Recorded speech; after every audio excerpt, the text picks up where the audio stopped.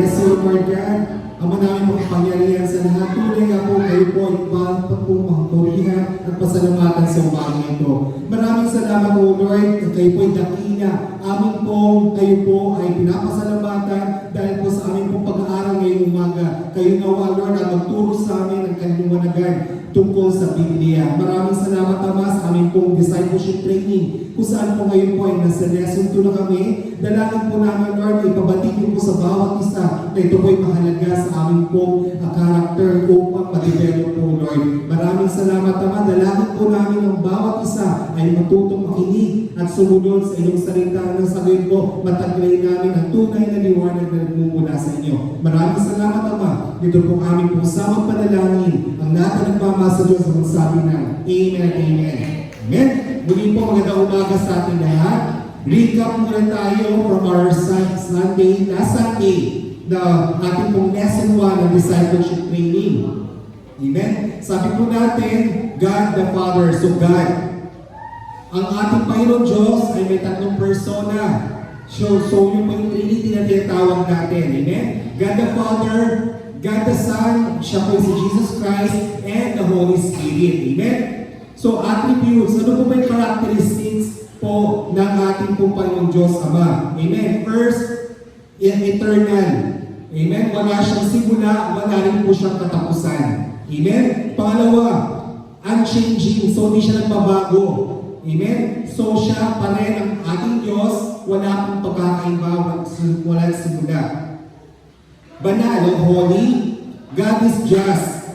Amen? Omniscient or all-knowing. Omnipotent or all-powerful. Omnipresent or present everywhere. Loving, and siya po yung ating pong Savior and Redeemer. Amen? So yan po yung ating natutunan last Sunday sa ating discipleship training. Ngayon po, tayo na po sa lesson 2 about the Bible, Holy Bible. Amen? So ang banal na Biblia, so lahat po ba tayo may Bible? Amen? Nasaan yung mga Bible ninyo? Amen? Hindi lamang po siya palamuti sa bahay, hindi rin po siya nilalagay sa altar na parang mga santo.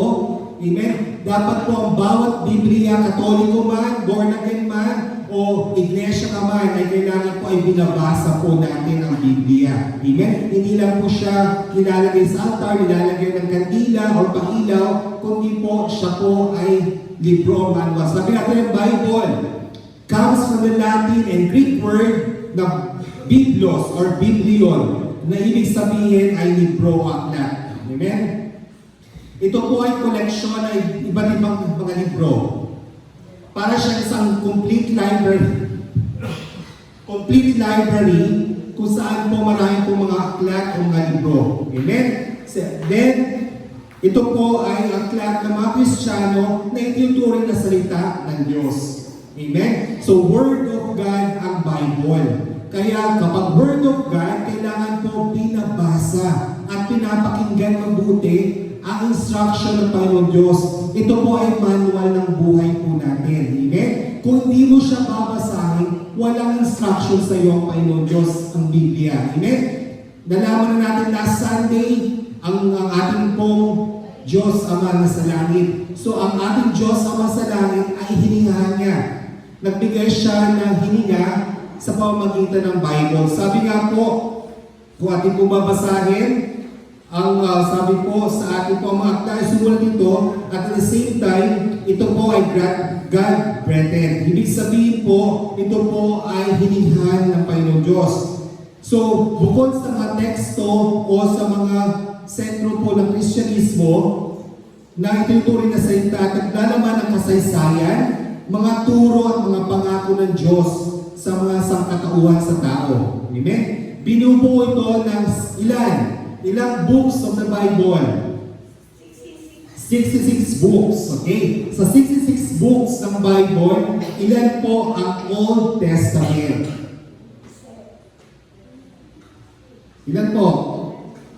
39 books. Amen? There are 39 books of the Bible. So 66 minus 39, ilan ang New Testament? 27 books of the Bible naman. Okay? So, ang mayakda at panahon, isinulat ito mahigit sa apat na pong mayakda, mahigit 40 na mayakda, tao po yun. Amen? Sa loob na humingin kumulang na 1,500 taon na nakakalipas. Ang makda o sumulat nito ay posible ay sila po ay mga hari, mga mangingisda, pastor, saserdote, opisyal ng gobyerno, abogado, manggagamot, propeta at iba pa. Ang Biblia hiningihan, sabi natin kanina, hiningihan po ng Diyos. Sabi po sa 2 Timothy chapter 3 verse 16, ang lahat ng mga nakasulat ay kinasihan ng Diyos at mapag-iinabangan sa pagtuturo, sa pagsaway, pagtutuwid at sa pagsasanay ng katwiran. Amen. So sabi natin dito sa 2 Timothy 3:16, ang lahat ng mga kasulatan ay kinasihan o hiningahan o binubuhan ng hangin ng Diyos. Dahil po may hangin or may oxygen siya, kailangan po buhay po ito. So ang Biblia ay buhay na patotoo. So may pakinabangan siya, nagtuturo, nagsasaway, at nagtutuwid. So may pakinabang po ang Bible. Ang mga taong ginamit upang sumulat ng mga aklat ay pinangasiwaan ng Diyos. Hindi lang po ito sinulat ng mga tao, kundi may paywan ng Diyos sa bawat mga sumulat. Siya po ay nag-instruct sa kanila na ito ang isulat mo nang sa gayon ito'y maging manual ng buhay ng tao. Amen? Amen. Sabi po, hindi lang ito gusto ng tao basta sinulat lamang po, kundi instructed by God. Ang lahat po ng sumulat dito ay kinasihan at at the same time, binigyan ng instruction, may mandate sa kanila or may fulfillment sa kanila na isulat po ang mga books of the Bible. Amen? So kaya sila ay mga banal din po, tinuturing natin na sila dahil po sila po ay ginamit ng Diyos para isulat po. Sa Old Testament ang pagkalikha sa mundo. Sa Old Testament, so dito po nagsimula sa pagkalikha ng mundo. Hindi tayo nagsimula sa unggoy. Amen? So ang mundo natin ay nanggaling po sa instruction at the same time sa paggawa ng ating Panginoong Diyos. Sabi nga po, 7 days. 6 days gumawa ang Diyos ng mundo at sa huling araw ay nilikha niya ang tao. At sa pang-7 araw, siya po ay nagpahinga. So sa 7 days po na yun, amen? Hindi lamang po 7 days. Sa oras at araw ng Diyos, 7 araw po yun. Pero sa oras at timing ng ating unang tao, 1,000 taon po. Sabi nga po, sa isang araw ng Diyos, 1,000 taon sa tao. So, ibig sabihin, nilikha ang mundo at ang tao ng ilang libong taon? 6,000 years. So, amen? Kayo nga po, paggawa lang po ng church natin, nagsimula ng February last year hanggang December, hindi pa rin po tapos. Amen? So, ibig sabihin po, sa sobrang tagal, simbahan pa lang natin yun. How much more buong mundo at saka buhay ng tao ang nilikha ng Diyos. Kaya matagal din po sa buhay ng tao, nasa 6,000 years. Amen? Pero sa ating Panginoon Diyos, 6 days niyang ginawa at nilalang ang mundo at ang tao. Amen? Sabi nga po, sa Old Testament time, dito po yung unang tao, sino yung unang tao? Adan at ang kanya pong asawa na si Eva. Amen? Pero ang unang tao talaga, si Adan lang. Dahil si Eva ay hinugot lang sa tadyang ni Adan. So ibig sabihin si Eva ay galing din po kay Adan. So ang unang tao, isang tao lang, si Adan po. Amen? So sabi po, ang bawat salita, sa umpisa pa lang, ang salita ng Diyos ay makapangyarihan na. Alam niyo po yung paggawa ng Diyos, iutos niya lang po yan sa bawat salita. Kaya ang Holy Bible o ang Biblia ay napakahalaga po. Amen? Kailangan po basahin po natin mabuti at kailangan din po natin po tutukan mabuti ang pagbabasa ng Biblia. Sa New Testament time, kanino o main character? Sino pinaka-main character sa New Testament? Si Jesus Christ. Amen? Sa New Testament naman, si Jesus Christ. Kung yung Old Testament time ay puro history, ngayon po, sa New Testament, biography. Ibig sabihin, tungkol kay Jesus Christ, simula sa pagkapanganak ni Hesus Kristo hanggang sa kanyang pagkamatay, pagkapako sa krus, at pagkaakyat niya sa langit. So yun po yung instruction po sa New Testament. Amen? Next, sabi nga po, ano po ba kahalaga ng Biblia? Amen. Una, nilalaman natin ang mga pangako ng Diyos sa ating buhay na may manggamit at kailangan po natin araw-arawin natin basahin po ang Biblia. Sabi nga po sa Joshua 1:8, huwag mong kaliligtaan basahin ang aklat ng kautusan.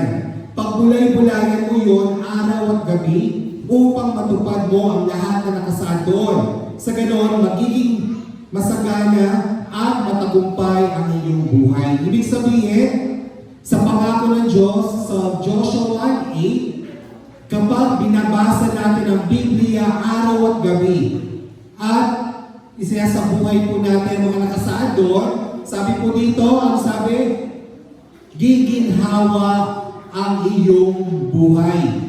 Kaya tingnan mo yung buhay mo, kung hindi ka maginhawa sa buhay mo, naghihirap ka, posible hindi ka nagbabasa ng Biblia.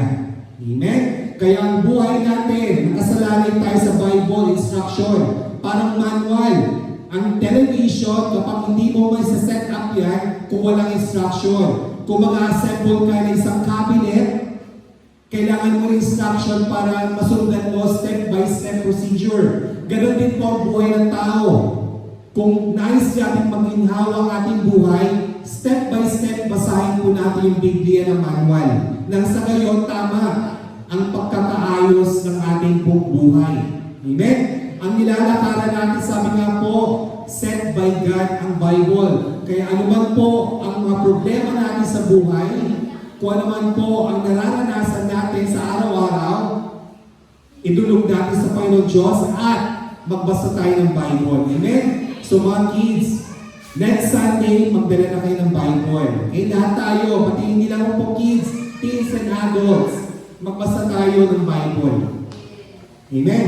Kung sasabihin nyo, Kuya Alan, meron naman kami mga Bible app, pwede rin po yan. Kasi sa kasalukuyan, dahil handy na, so kailangan natin cellphone, save kayo o mag-upload kayo ng app ng Bible sa inyong mga cellphones. Amen? Next, ano pa po kahalagahan po ng Bible? Mas naintindihan natin ang pagmamahal ng ating Diyos sa bawat isa sa atin. Kapag nagbabasa tayo, mahal pala tayo ng Diyos, akala natin ang Diyos natin. Sa Old Testament times, sinasabi po ng mga pare, noong panahon na yun, sabi ng mga pare, ang Diyos natin ay magagantiin. Ang Diyos ay may pagparusa kay may sakit karamdaman yung tao. Ang Diyos ay nagpapahirap sa tao.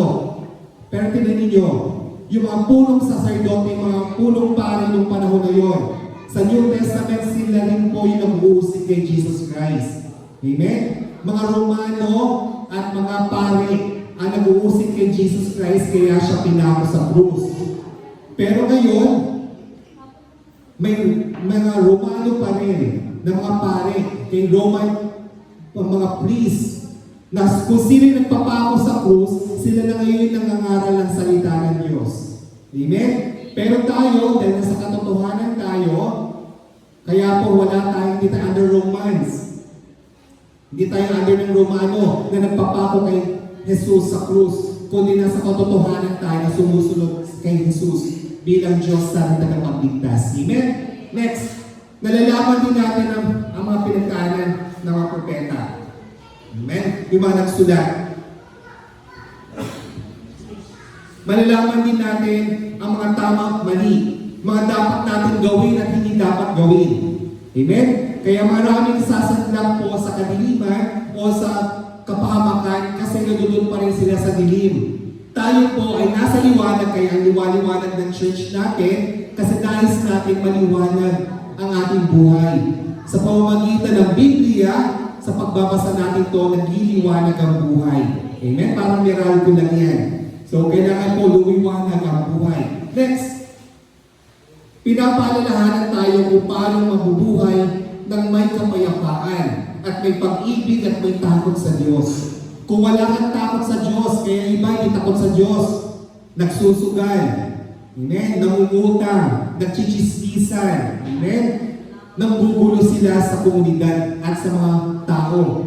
Kaya kung nais natin mapaayos ang ating buhay, ituon natin ang ating sarili sa ating Diyos at magbasa tayo ng banal na aklat. Amen? Kaya tinawag din siyang magandang balita o mabuting balita kasi nagtutuwid ang Bible. Amen? Kaya po, ang Bible po, kaagipat natin yan.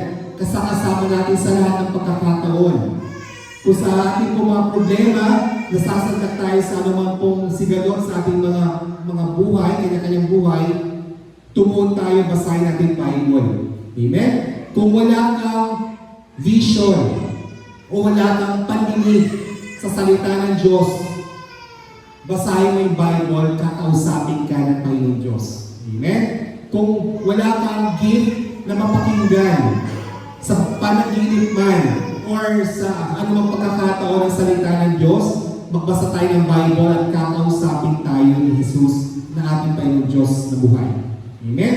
Tunay nga po ang Biblia, sabi nga po ang bawat salita ay mahalaga, simula sa mula ang salita at ang Diyos ay naroon na. Kaya ang bawat salita ng Biblia ay iisa, hinihan o binigyan ng breath of life ng Panginoon Diyos para basa-basahin ng bawat tao at nang sa gayon lahat tayo mabuhay ng tama at itutuwid tayo. Amen? So maraming salamat. Pwede po ma-check kung time check tayo anong oras na? 8:57. So meron pa tayo 3 hours 3 minutes para mag-question and answer tungkol sa Bible. Taas ang kamay, question and answer tayo. Kailangan natin ng mic para sa question and answer portion natin. May mga tanong ba tungkol sa Bible? Ito po yung mic. Kung sino yung gusto magtanong, sige po. Raise your hands. Recitation. Kung ayaw magtaas ang kamay, ako magtatawag. Nagtago eh. Magtanong. Question, may mga tanong po ba? Okay. May tanong. Ito yung lagi na sa social media. Di ba ang Bible gawa lang ng tao? Di ba ang Bible sinulat na ng tao? Amen? So yun po yung mga kadalasang tanong sa social media. Okay. Ang sagot po, tama. Sinulat ng tao. Pero sabi nga po natin, kinasihan. Binigyan at hininga ng Diyos para mabuhay po tayo sa pamamagitan ng manual ng buhay natin. Bagamat sulat ng tao, binigyan sila ng karapatang sumulat ng Diyos. Amen? Kaya nga po, di ba, ang mga sumulat, hindi lang po hari, hindi lamang po propeta, hindi lamang po mga government officials, may mga mangingisda, merong manggagamot o doktor, merong mga ordinaryong tao. Amen? Hindi lang po mayayaman ang sumulat ng Bible, kundi meron din po mahirap. Pero, binigyan sila ng instruction ni Lord para isulat anuman po ang nais sabihin ng ating Panginoon Diyos kasi yun na po, sila po yung may talento, sila po yung biniyayaan po ng talent ng Diyos kung saan sila nakikinig sa salita. So, kung meron kang talento o gift na papakinggan ang salita ng Diyos, amen, ipahayag mo yan. Kaya sila, ipinahayag nila ang salita ng Diyos sa pamamagitan ng instruction. Alam niyo po, Old Testament naman po, history. About history, kaya pag basa kayo ng Bible, yung Old Testament, para rin kayo nagbasa ng history book. Amen? World history, di ba? 4th year college yata yan, yung panahon ko. Amen? Grade 10? Grade 10 ba? 4th year? Amen? So dyan po, binabasa po natin. So may mga tungkol sa mga, di ba, Babylon, Athens, Rome, yan po yung mga ancient Greek. Yan po. Ibig sabihin, ang Bible ay tunay. Kasi nakabase po ang Bible sa history ng tao at history po ng mundo. Question pa. May question din. Ang tao daw po ba nanggaling sa unggoy? O yung mundo daw po nanggaling po sa evolution o yung tinatawag natin Big Bang Theory. Amen? Naniniwala ka ba bigla ka na lang sumulpot? Parang poops, poop. Ganun po ba? Hindi po. Amen? Ang, sabi nga natin, di ba, ang oras at timing ni Lord, ng ating Panginoon Diyos, ay 1,000 taon sa bawat tao. Amen? So yung paglalang ng Panginoon Diyos, actually instruction niya lang, salita na ng Diyos, magagawa na kagad. Amen? Question? Paano mapapatunayan na credible ang Bible? Kasi di ba sabi, sulat lang siya ng tao. Paano natin mapapatunayan na talagang credible siya? No, hindi lang siya sinulat ng tao, kinasulat talaga siya ng Panginoon. No? So, ito yung Bible, nangyari siya hindi magkakaparehong taon. May New Testament, may Old Testament. Yung lahat ng patungkol sa Bible, kahit magkakaibang tao sumulat niyan at magkakaibang panahon isinulat, iisa lang yung sinasabi ng Bible. Like yung time ni Isaiah, hindi pa dumadating si Jesus Christ, hindi pa siya pinapanganak. Pero sinasabi na ni Isaiah na manganganak ang isang birhen. Tapos ang tao yan, yung anak na yan ang magiging alay. No, paparusahan siya, hindi na siya magmumukhang tao. Hindi pa nangyari yung pagkamatay ni Jesus at pagkasilang ni Jesus. Sinabi na yan ni Isaiah. Si Isaiah at si Jesus Christ, hindi sila nagkita in person. No? Yung mga nangyari sa Bible, pag tinignan mo, iba-ibang tao yung sumulat, pero iisa lang yung mga sinasabi nila. Kahit iba't ibang panahon sila sinusulat. Tinuturo para sa isang Messiah, at tinuturo tungkol sa isang Diyos. No? Lahat yan, yung sinulat ng Bible. Pag sinabi mo, parang ano ba to? Fiction ba to? Parang nakapag pinasa natin siya, hindi natin maintindihan, di ba? Lalo na yung Old Testament, hindi natin siya maintindihan. Bakit? Kasi po, history talaga siya. Totoo siyang nangyari. Totoong nangyari yung mga nababasa natin. Hindi lang siya kwento-kwento. Talagang may ganong mga tao. May mga ganong mga hari, may mga ganong propeta. Totoo silang mga tao. At nabuhay talaga sila ng totoo. Hindi sila gawang kotsero, hindi sa kwentong kotsero. Totoo silang mga buhay. No? Paano yung mga tao na yun, like isang hari na mamamatay na siya, no? Sabi niya sa Lord na, naglingkod naman ako sa iyo, ayaw ginawa ng Diyos, binigyan pa siya ng additional 10 years. Totoo nangyari yun. Yung buhay ni David, yung buhay ni Joseph the Believer, no? Totoong mga buhay yun, totoo talaga sila. Yun ang history ng Israel. No? History yan ng bayan ng Diyos. So, kahit na magkakaibang oras, magkakaibang panahon, iba't ibang tao yung sumusulat, iisa lang yung sinasabi nila. Kaya kung masasabi na, totoo talaga itong Bible. Hindi pa ba nangyari, sinulat na, at nangyari talaga, sinulat na yun. Diba? So, totoo talaga siya. Totoo na may Diyos. Totoo talaga na mayroong Messiah na pagkatapos ng 3 araw, mabubuhat siya ulit. Diba? Totoo siya talaga. So, tayo ba tayo nandito, ba tayo nagbabasa ng Bible? Kasi totoo talaga ang Bible at mapapagkaniwalaan natin ang Biblia. Amen.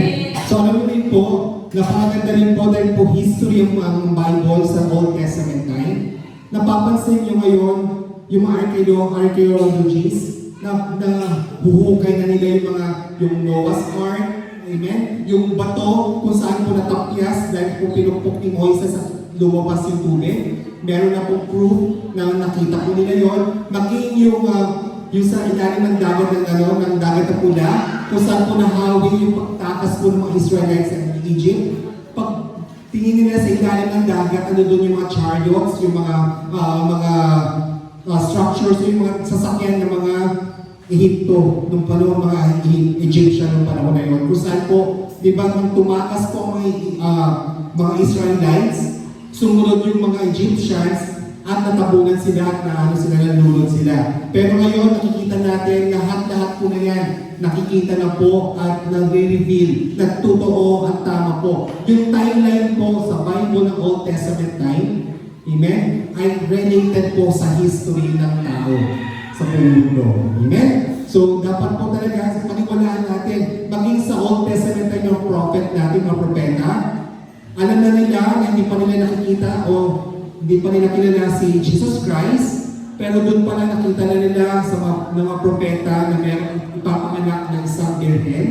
Amen? Doon pa lang nakikita nila na may mamamatay sa krus at muling mabubuhay after 3 days. Doon malalaman nila at makikita rin po na ito po ang tunay na Diyos, na anak po ng Diyos. So, bawat isa sa atin, kailangan po mag-rely tayo sa Bible. Huwag na tayo mag-rely sa pocketbook. Hindi naman totoo ang pocketbook, yung tungkol sa love, sa pocketbook, ganito, o kaya sa mga nababasa natin sa social media. Amen? May Wattpad pa ba ngayon?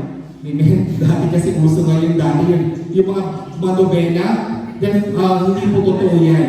Amen?